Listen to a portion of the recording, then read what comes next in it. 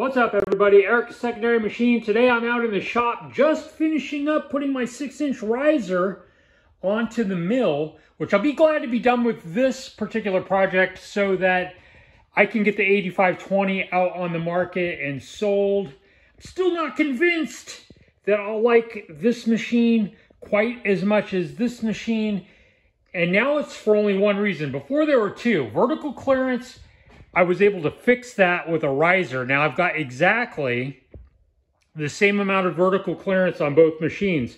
The one thing I'm still really going to miss, I think, with the Clowsing is its ability to telescope in and out, which ironically I used while making the riser.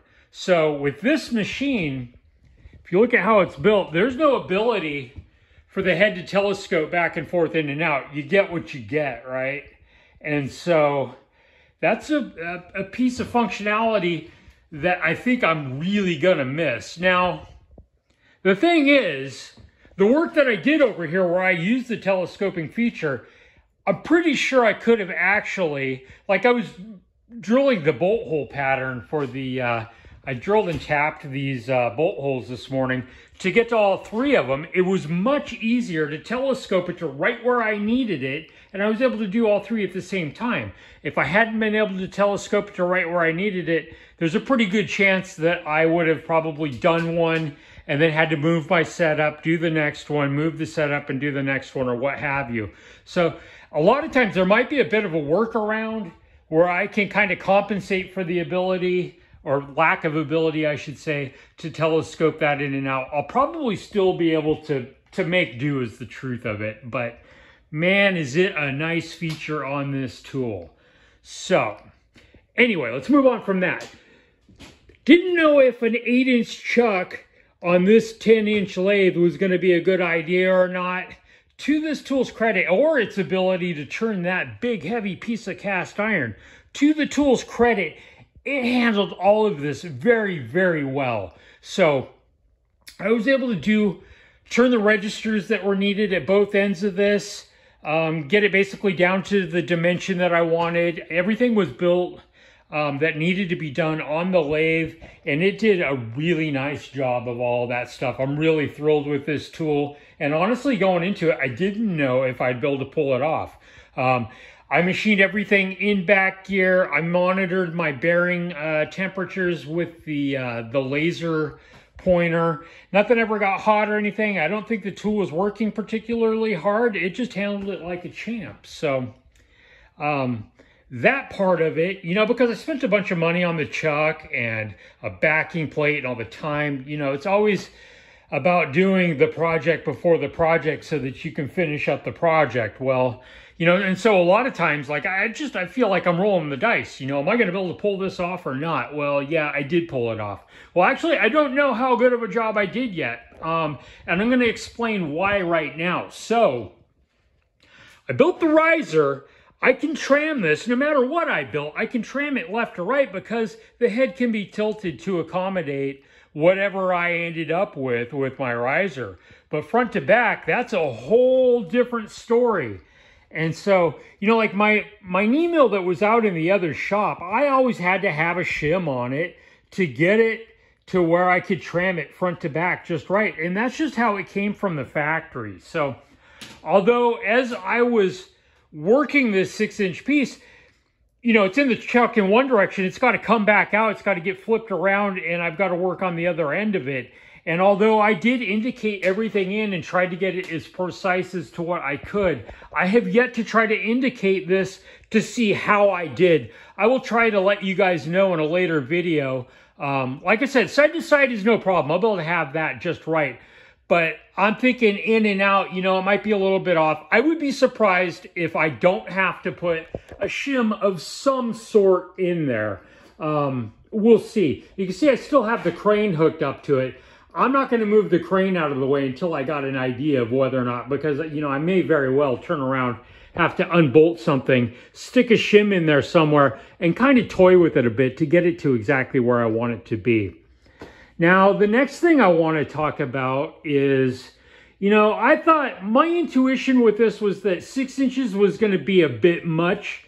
All of the plans for these risers out there all are at 6 inches, and 6 inches gave me the same clearance that I've got on the clousing.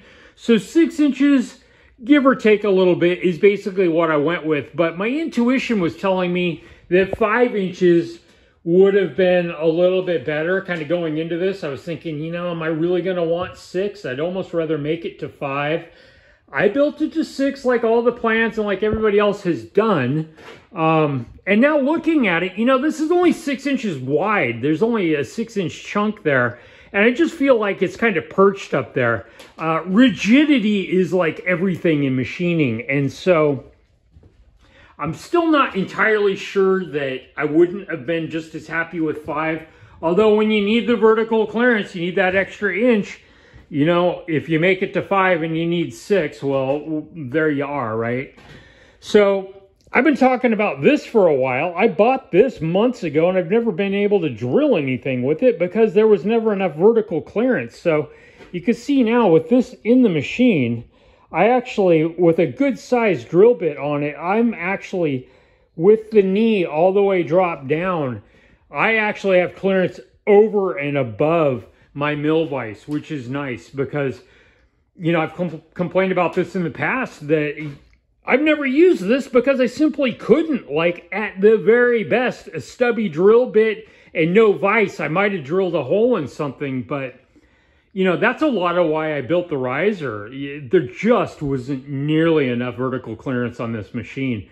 And so it'll be nice to actually be able to use that and to actually, you know, the stuff that I did over here on the clousing to make this riser, I don't know that I could have pulled it off on this machine without the riser. So the tool is going to be a lot better. It's going to have to be a lot better than what it was.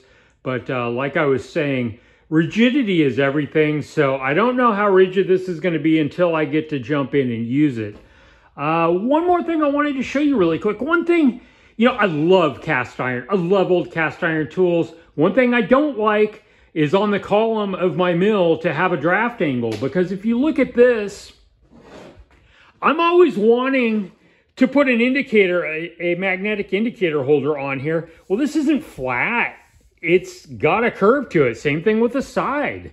Like, there's no place you try to put a magnetic indicator on there and it's all hokey. It doesn't want to stay in place. So one thing that I did that wasn't in all of the plans that I've been looking at is, let's see if I can take this off of here.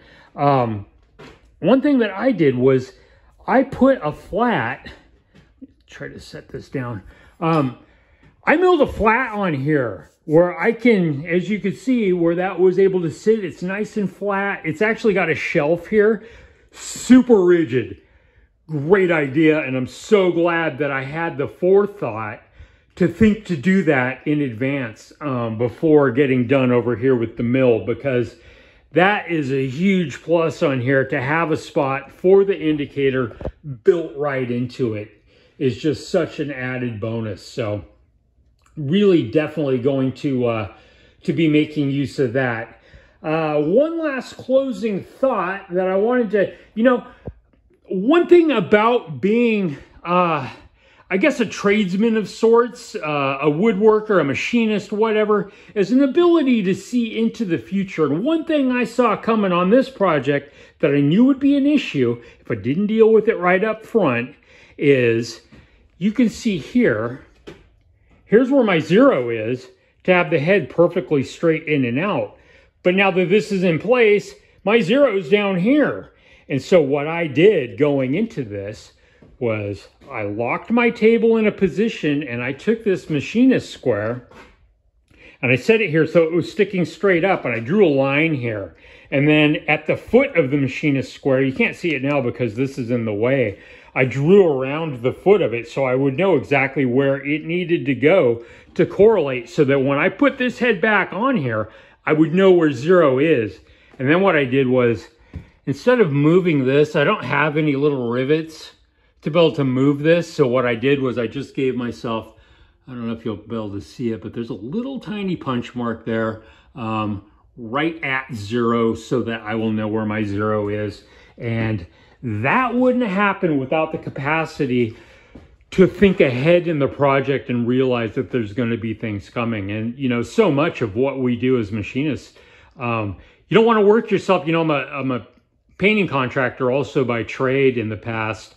And, you know, you always talk about painting yourself into a corner. Well, sometimes you work yourself into a corner with machining or woodworking or what have you, seeing stuff coming. You know, the ability to see things coming is always definitely beneficial. So do me a favor, if you've got a story about something maybe where you've seen something coming in advance, drop a comment down in the comments below. The current YouTube algorithm likes to see comments, likes to see likes, and people talking about things in the comments below. So if you could comment about this video, or you've got something to say about something where you saw something coming in advance and were able to save yourself a real pain in the ass, jot a little story down below.